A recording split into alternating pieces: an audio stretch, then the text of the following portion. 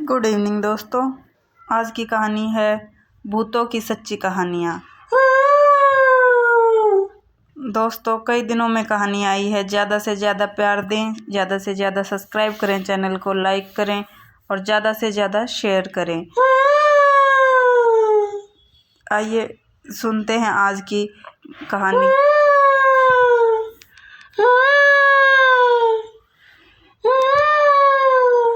मामा, क्या आपको भूतों पे विश्वास है? मैंने पूछा था। बिल्कुल विश्वास है, उन्होंने काफ़ी पीते हुए बोला था। तो आपको ज़िंदगी में जो भी हॉरर एक्सपीरियंस हुई है उसे बताइए मामा, मैंने उत्सुकता से कहा। चीनू बेटा, मैं पहले इन भूत कभी सभी में कोई यकीन नहीं करता था, लेकिन जब उनके होने का अनुभव मुझे हुआ तब से मैं यकीन करने लगा। ऐसे कहते हैं वह अपनी ज़िंदगी में घटी हॉरर अनुभव के बारे में मुझे बताने लगे।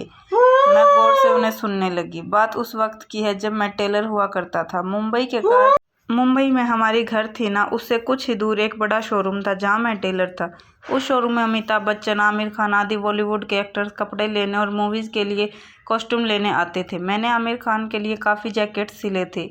मेरे अन्य सहउद्योगी ने अमिताभ बच्चन के कॉस्ट्यूम सिले थे। उस शोरूम के अंडरग्राउंड में टेलरिंग सेंटर था जहाँ हम सब कपड़े सिलते थे।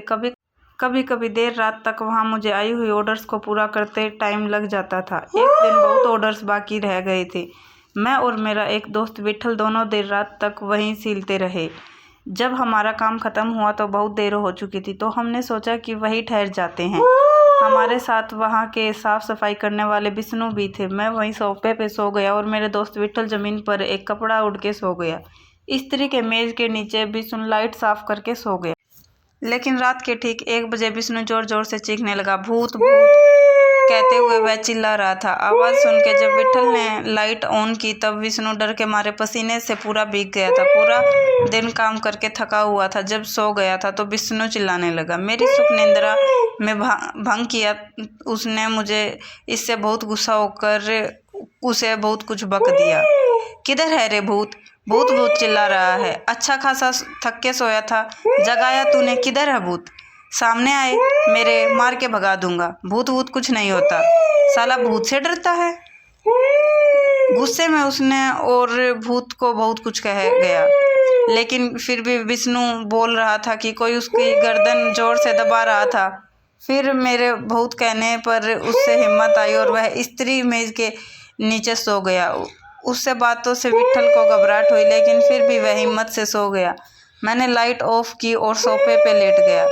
तभी मुझे हुई वह भयानक एहसास जो पहले कभी नहीं हुई। अचानक से कोई मेरे ऊपर बैठ गया और जोर जोर से गला दबाने लगा। पूरा शरीर भारी, कोई मेरे ऊपर बैठा है और गर्दन दबा रहा है। लेकिन मैं चिल्लाने की कोशिश करूं, लेकिन बोल नहीं पा रहा। बहुत डर गया था। वह अनदेखी ताकत लगातार मेरे गले को दबा रही थी। मुझे याद आया कैसे मैं भूत को बहुत कुछ कह गया। मैंने मुश्किल से उसे बोला, माफ़ कर दो भाई। वह बच्चा डरा हुआ था। उसे हिम्मत देने के लिए तुझे बहुत कुछ कह गया। छोड़ दे मुझे, माफ़ कर दे। मैं हाथ जोड़कर रोते हुए उसे कहता रहा और हल्के से उसे अनदेखी ताकत ने मेरे शरीर से अपना मैं हाथ जोड़कर रोते हुए उसे कहता रहा। हल्के से उस अनदेखी ताकत ने मेरे शरीर को अपने को हथा लिया और फिर से शरीर हल्का हो गया। मुझे बहुत हैरानी हुई और मेरे कहने पर वह अदृश्य शक्ति चली गई। फिर मैं भगवान का मंत्र जपते हुए अगले दिन सुबह चला गया।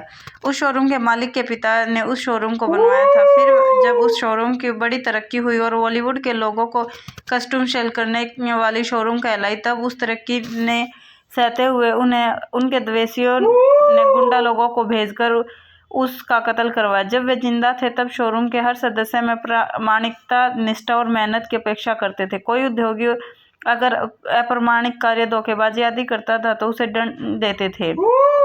एक बार शोरूम में कोई चोरी करते हुए पकड़ा गया। तब से आज तक कोई भी चोरी होती थी तो उसी पर लगा दी जाती थी। इसलिए उस रात को उस आत्मा ने विष्णु को परेशान की थी। एक दिन उसी शोरूम के मालिक की बहन लक्ष्मी बड़े आत्मीय भाव से अकेले शोरूम के एक कमरे में बात कर रही थी। डैडी डैडी कहते हुए बात कर रही थी। उसे देख हमने मालिक को बुलाया। वे आए और बोलने लगे, हे लक्ष्मी, किससे बात कर रही है अकेली? हैरानी से पूछने लगे। भाई, वह डैडी। कहते ही वह उधर देख के अचानक हैरान हुई। डैडी डैडी पुकारने लगी। डैडी नहीं रहे लक्ष्मी, मालिक रोते हुए उसे बोलने लगी। तब अचानक उसे अकल आई कि उसके पिता गुजर चुके हैं। वह बेहोश होकर गिर पड़ी। उठाने पर बोलने लगी कि सच में उसके पिता उसके सामने बैठकर बात कर रहे थे। हमारी तरफ मुड़कर पीछे मुड़ते वक्त गायब हो गए। उसने रोते हुए मालिक से कहा। वहाँ के सभी यकीन करते थे कि शोरूम मालिक की आत्मा वहाँ घूमती है। रात होते ही वहाँ कुत्ता अजीब तरीके से शोरूम के सामने चक्कर काटते थे। मालिक को एक पमेलियन कुत्ता और सड़क के कुछ कुत्ते अपने पूंछ हिलाते हुए इधर से उधर, उधर से इधर, ऊपर से देखते रहते थे, जैसे किसी को देखकर उसके साथ साथ चल रहे हैं। बिल्कुल वैसे। यह दृश्य ने हमें चौंकाया था। भूत होते हैं, इस बात पर यकीन आ गई थी। दूसरी घटना जब घटी, जब मैं बेंगलुरु में ड्राइवर की नौकरी करने लगा। ड्राइवर बनते ही मैंने वहाँ के स्पेंसर रोड में कोल्स पार्क के पास ड्यूमस बेंस नाम के होटल के तीसरे मंजिल के 4 बेडरूम वाली एक रूम को किराए पर ली थी। वहाँ ड्राइवर बनकर कुछ दिनों पर ही एक अपघात के पैर फ्रैक्चर होकर फिर अस्पताल से डिस्चार्ज होकर घर में बेड रेस्ट था। दर्द के मारे ज़्यादातर समय हाल में पड़ा रहता था। एक रात वहाँ अजीब सी घटना घटी। देर रात में हाल के फर्श पर बेडशीट डाले लेटा हुआ था। भले ही आंख बंद थी लेकिन नींद नहीं आई। पैर भी जोर से दर्द कर रहा था। उस हाल में अटैच होकर एक बेडरूम था। वह रात उस बेडरूम का दरवाज़ा धीरे से आवाज़ करती हुई खोली। फिर वहाँ से किसी की कदमों की आवाज़ें आने लगी। वह कदम चलते चलते मेरे पास से गुजर गई। ठीक से महसूस हुआ कि कोई मेरे पास से चलता गया है। मुझे आश्चर्य, डर दोनों हुए। मैंने मेन डोर ठीक से बंद की थी। कौन अंदर घुसा है? बेडरूम से कौन आ सकता है? वहाँ की खिड़की से तो कोई इंसान घुस नहीं सकता। तो यह कौन है? बहुत डर लगा, लेकिन उठने की हालत नहीं थी। सही होता तो देखता कौन है। मजबूरी में वहीं पड़ा रहा और बंद आंखों से सब सुनता रहा। वह कदम मेरे पास से गुजर कर रसोई की तरफ चले गए और रसोई का दरवाज़ा करते हुए खुली। फिर रसोई में बर्तनों की आवाज़, फिर जैसे किसी ने नल को ऑन किया है। मगर रसोई में कोई इंसान काम करते वक्त आवाज़ जैसे आवाज़ आती है, वह भी आवाज़ें आ रही थी। फिर अचानक आवाज़ें बंद हो गई और रसोई के दरवाजे से फिर से खुलने की आवाज़ आई और फिर से कोई कदम वहाँ से चलते चलते मेरे पास से गुजर गए। फिर सब कुछ स्तब्ध। कुछ सुबह उठते ही बहुत मेहनत करके रसोई के अंदर गया और सारी चीज़ें देखी, लेकिन सब कुछ अपनी जगह पर वैसे ही था। मुझे बहुत हैरानी हुई। लेकिन दूसरी रात फिर से वही अनुभव हुआ। फिर से उस बेडरूम के कमरे की आवाज़, किसी कदमों का चलते रहना, मेरे यहाँ से गुजर जाना और रसोई की तरफ जाना। फिर रसोई के दरवाजे की आवाज़ और फिर बर्तनों की आवाज़, नल की आवाज़। फिर कुछ क्षण बाद फिर से रसोई की दरवाजे की आवाज़, वहाँ से फिर उन कदमों का मेरे पास से गुजरना और फिर उस बेडरूम के दरवाजे की आहट। फिर स्तब्ध। यह हर रात होती थी। कभी कभी 1-2 दिन नहीं होती थी, फिर कभी कभी 1 हफ्ते भी नहीं रहती थी, लेकिन किसी न किसी दिन फिर से घटती थी। लेकिन उस आत्मा ने मुझे कोई परेशानी नहीं थी, बस अपने आप रसोई में आती जाती रहती थी। लेकिन एक बार बम्बई में मेरे कुछ दोस्त बेंगलुरु घूमने आए थे। उन्हें मैंने अपनी गाड़ी में सुबह बेंगलुरु के बहुत से जगहों में घुमाया और रात को ठहरने अपने रूम लेके आया। उस रात हम सभी हॉल में पी के फिर से सो गए, लेकिन मेरा एक दोस्त उस आत्मा के रास्ते के बीच में सो गया। मैंने उसे वहाँ हर रात होती हुई घटनाओं को समझाया और उसे कहा कि वहाँ न सोए, लेकिन उसने मेरी बात न मानी। कहने लगा वह वहीं सोएगा और देखेगा कौन सी भूत आएगी। वह पी के नशे में था। बहुत कहने पर भी वहाँ से नहीं उठा, वहीं सो गया। फिर हम सब उस तरफ सो गए। रात के करीब 2 के करीब जोर से चिल्लाने लगा। हमारे उठाने पर कांपता हुआ अपनी पीठ और सिर पकड़कर चिल्लाने लगा, दर्द हो रहा, किसी ने मुझे उठा के फेंक दी है, दर्द हो रहा है, मुझे घर जाना है, मुझे अभी जाना है, भेज दो। चिल्लाता रहा। हमने उसे समझाकर बुझाकर सुलाया, लेकिन वह सोया नहीं। घर जाने की ही रट लगा बैठा था। सुबह देखे तो उसे तेज़ बुखार हो गई थी। हमें सब उसे डॉक्टर के पास लेके गए। दवा खरीदी, लेकिन फिर भी बार बार घर जाने की जिद करता ही रहा। वह लोग बेंगलुरु कुछ दिन घूम के ठहरने आए थे, लेकिन इस घटना के दौरान मुझे एयर टिकट बनाकर उसे मुंबई भेजना पड़ा। मेरे बाकी दोस्त भी मेरे रूम में ठहरने से घबराए, लेकिन मैंने उन्हें समझाया कि उस आत्मा ने उसे सिर्फ इसलिए परेशान किया क्योंकि वह उसके रास्ते में सो गया। उसने मुझे कुछ परेशानी नहीं दी, उन लोगों को देगी। वह लोग हिम्मत से कुछ दिन वहाँ ठहरे। उनके जाने के बाद वह आत्मा फिर से रात को रसोई में आती जाती रहती और मैं अकेले बहुत दिनों तक उसी कमरे में ठहरा।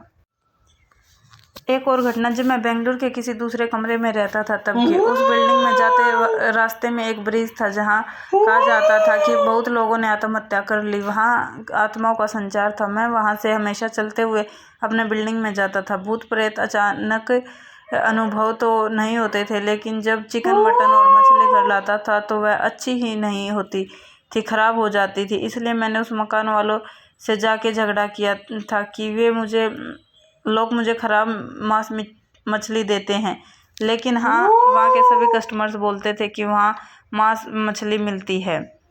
मुझे लगा शायद वह दुकानदार मुझे ही खराब मांस मछली दे रहा है, इसलिए उससे झगड़ा की थी। फिर उससे पूछा कि मैं कहाँ रहता हूँ। मैंने उस बिल्डिंग का नाम बताया तो पूछने पर बताया, क्या आप ब्रिज के चलते मांस मछली घर ले जाते हैं? हाँ सर, वहाँ से जाने वाले बहुत से कस्टमर्स हमें यही कंप्लेन करते हैं, ब्रिज में बहुत मांस पर नज़र डाल के उसे ख़राब कर देते हैं। उसके बाद सुनकर मुझे और गुस्सा आया और मैंने उसकी किसी दूसरी दुकान से मांस मछली खरीदना शुरू कर दिया। लेकिन वहाँ से लेने के बावजूद भी वह जब ख़राब होने लगा तब मैंने बिल्डिंग के अन्य सदस्यों से इसके बारे में पूछा। उन्होंने कहा कि उनकी मांस मछली भी वैसे ही ख़राब होती है जब वे उस ब्रिज से चलते हुए उसे लेकर आते हैं। उन्होंने मुझे कहा कि मैं सांस लेके उस ब्रिज के चल के न आऊँ, गाड़ी से ले आऊँ। मैंने वैसे ही किया तो तब भी से मांस मछली ठीक रहने लगी, ख़राब नहीं हुई। उस घटना ने मुझे काफ़ी चौंका दिया। तो फिर इन भूतों को मांस मछली पसंद होती है? मैंने आश्चर्य से पूछा। लेकिन तुम्हें एक और बात पता है इन भूतों के बारे में? उन्होंने पूछा। क्या मामा? भूतों में अलग अलग प्रकार के भूत होते हैं, उनमें मल खाने की एक प्रकार का भूत भी है। छी! मुझे यह बात सुनकर अजीब लगा। हाँ चीनू, क्या तुमने रेलवे स्टेशनों के शौचालयों में हाथों के निशान देखे हैं? उन्होंने पूछा। यह सुनकर मुझे बहुत हैरानी हुई और मैंने उनसे कहा कि बहुत से रेलवे स्टेशन के शौचालय में, सार्वजनिक शौचालय में मैंने वैसे निशान देखे और खासकर लाल, हल्के लाल और मिट्टी की रंग में देखे हैं। उन्होंने जो बात आगे कही उससे मेरा पूरा शरीर कांप उठा था। उन्होंने कहा था, चीनू, वह एक अलग प्रकार का पिशाच है जो मल खाता है। वह रात को ऐसे शौचालय में आकर मल खाकर फिर उस पर शौचालय के दीवार पे अपना हाथ साफ करके जाता है। जब मैंने इस बात पर यकीन नहीं की तब उन्होंने मुझे बहुत सी जगहों में लोगों के ने जिनके शरीर को आत्माओं ने कब्जा की थी, उन्होंने मल मूत्र सेवन किया जिसके बारे में मैं जानकारी हासिल कर सकती हूँ, ऐसा कहा था। फिर वह और अनुभव बोलते गए। दूसरी बात उसी वक्त की है जब हम कार में रहते थे। गर्मी का मौसम था। हम रात को टेरेस पे थे, उस रूम के बाहर सोते थे। हमारे रूम के बाएं तरफ सीढ़ियाँ ऊपर जाती थी। कुछ सीढ़ियों के बाद एक बहुत बड़ा स्पेस था। उसके बाद फिर सीढ़ियाँ ऊपर गुजरातियों के घर के तरफ जाती थी। उस बड़े स्पेस में तुम्हारे अरविंद मामा सोते थे। एक रात उसे ऐसा लगा जैसे उसके कान के पास कोई आवाज़ मंडरा रही है। उसे लगा मच्छर है और उसने हवा में अपने हाथ एक बार फैलाकर फिर से सो गया। लेकिन फिर उसे लगा जैसे कोई उसके कानों में मुंह से हवा फूंक रहा है। वह झट से उठा और उसने इधर उधर देखा। एक बूढ़ा बहुत ही विचित्र ढंग से, बहुत ही धीरे से सीढ़ियाँ चढ़ते हुए गुजरातियों के घर की तरफ जा रहा था। तुम्हारे अरविंद मामा ने ताली बजाकर उसे आवाज़ दी। ए, कौन है तू? किधर जा रहा है? यह सोचते हुए कि वह शायद कोई चोर था, लेकिन उसकी आवाज़ देते ही वह आकृति बड़ी होती गई और उसने अपना सर पीछे मोड़ लिया। अरविंद डर के मारे घबराकर घर भाग के गया और अगले दिन उसे तेज बुखार हो गया था। हमारे पूछने पर उसने यह सभी बातें बताई, लेकिन हमें सीनवीय लगी। लेकिन उसने माँ बाबूजी की कसम खा के बताई कि उस आत्मा ने बिल्कुल वैसे ही अपना सिर हिलाया था जैसे हॉरर मूवी में होता है। शायद हॉरर फिल्मों में ऐसे दृश्य को चित्रित करने के पीछे की असली घटनाएं कारण हो सकती हैं। क्यों? हाँ, शायद, मैंने कहा था। फिर पता चला कि वहाँ एक बूढ़ा माली काम करता था जो हमेशा वहीं उस स्पेस में सोता था, और एक सुबह वही सोया था और मृत पाया गया। यानी वह बूढ़े की आत्मा जो अरविंद ने बताई थी वह उसी की थी। इसके बाद हमने वहाँ पूजा करवाई। दूसरा अनुभव है जो तुम्हारे राजेश मामा को हुआ था, वह कार के रूम में शौचालय बाहर हुआ करती थी और हमारी दादी के लिए उस शौचालय में जाना मुश्किल होता था। वह शौचालय जाना हो तो तेज तेज कदम बढ़ाने की कोशिश करते जाती थी और एक बार ऐसे चलते चलते गिर गई थी, जिससे राजेश ने देखा था। एक दिन राजेश हमारे बिल्डिंग के नीचे के ग्राउंड में रस्सी से बनी काट के ऊपर सोया हुआ था और हम सब घर के अंदर थे कि अचानक राजेश की आवाज़ सुनाई दी, दादी गिर गई, कोई पकड़ो, दादी गिर जाएगी, पकड़ो उन्हें, कह के वह चिल्ला रहा था। और माँ उसके पास गई और उसकी पीठ टप टपा कर बोली, राजेश, ये क्या बोल रहा है तू? दादी के गुजरे हुए 1 महीना हो चुका है। यह बात सुनकर वह फिर शौचालय की तरफ हैरानी से देखकर फिर जोर से डर के मारे चिल्लाने लगा। उससे भी तेज बुखार हो गई थी। उसने कहा कि सच में उसने दादी को शौचालय की तरफ तेज चलते हुए देखा था और वह गिरने वाली थी, लेकिन उसे पकड़ना चाहा तो वह काट से उठ नहीं पाया और हमारे आने के बाद उस तरफ मुड़ा तो दादी गायब हो गई थी। राजेश को उस पल याद न आया कि दादी के गुजरे 1 महीना हो चुका। आत्माएं मृत्यु के पश्चात काफी समय तक अपनी जगह अपने घर में रहते हैं और अपनी रोज के काम में जुटे रहते हैं। एक और घटना हुई तुम्हारी मासी के घर में, विरार में, उसी घर में जहां हम छुट्टी में गए थे। मैंने डरते हुए कहा, हाँ, उसी घर में? क्या वहां भूत था? मुझे बहुत डर लगा। उस घर में तुम्हारी मासाजी को कोई तरक्की नहीं थी। तुम्हारे भैया को भी बार बार बीमारी होती थी। तुम्हारे मासाजी और मासी के बीच झगड़े होते थे। आत्माएं घर में रहने वाले लोगों के बीच झगड़े पैदा करते हैं। एक रात उस AC वाले बेडरूम में सोए हुए थे। तुम्हारी मासाजी को खिड़की के पास किसी की धीरे से विसल बजाने की आवाज़ आई। पहले तुम्हारी मासी को लगा कि शायद उसका वहम है, लेकिन फिर तुम्हारे मासाजी ने जब उससे कहा कि विसल की आवाज़ सुनाई दे रही है, तब उन्हें विश्वास हुआ कि विसल की आवाज़ सुनाई दे रही थी। वे दोनों खिड़की के पास गए और उन्होंने दरवाज़ा खोला, लेकिन दूर दूर तक कोई नहीं था। उन्हें हैरानी हुई और फिर वे लोग खिड़की बंद करके सो गए। लेकिन फिर उस रात में घर में और अजीब अजीब चीज़ें होने लगी। रात को वहाँ कितकियों का अपने आप पटाना और ऐसा लगना जैसे उनके कंबल को कोई धीरे से खींच रहा हो। कभी कभी उन्हें पैरों के पास ठंडी सी एहसास होती थी, जैसे कोई ठंडी आहट उसे चुरा ही हो। और उस कमरे में किसी के आने का आभास भी हर रात होती थी। फिर भी दूसरे घर न मिलने की मजबूरी में वही सहते रह गए। लेकिन एक रात जब तुम्हारी मासी जी सो रही थी, तब उन्हें अचानक कोई गर्दन के दाएं तरफ धीरे से मुंह से काटने लगा। लेकिन जब तुम्हारी मासी ने चिल्लाना चाहा तब वह बोल नहीं पाई, लेकिन उसे पीठ से महसूस हो रहा था कि कोई उसकी गर्दन को मुंह से लगातार काट रहा था। फिर उसने डर के मारे ओ साईं बाबा कह के चिल्लाया। तब उस भूत ने उसे छोड़ दिया। लेकिन जब तुम्हारे मासा जी ने मासी की आवाज़ सुनते ही लाइट ऑन की, तुम्हारी मासी को हैरानी हुई, क्योंकि तुम्हारे मासा जी और भाई दोनों ही उससे काफ़ी दूर में सोए हुए थे। और तुम्हारी मासी चौंक गई जब उसने अपनी गर्दन पर हाथ डाली तो वह गीला था।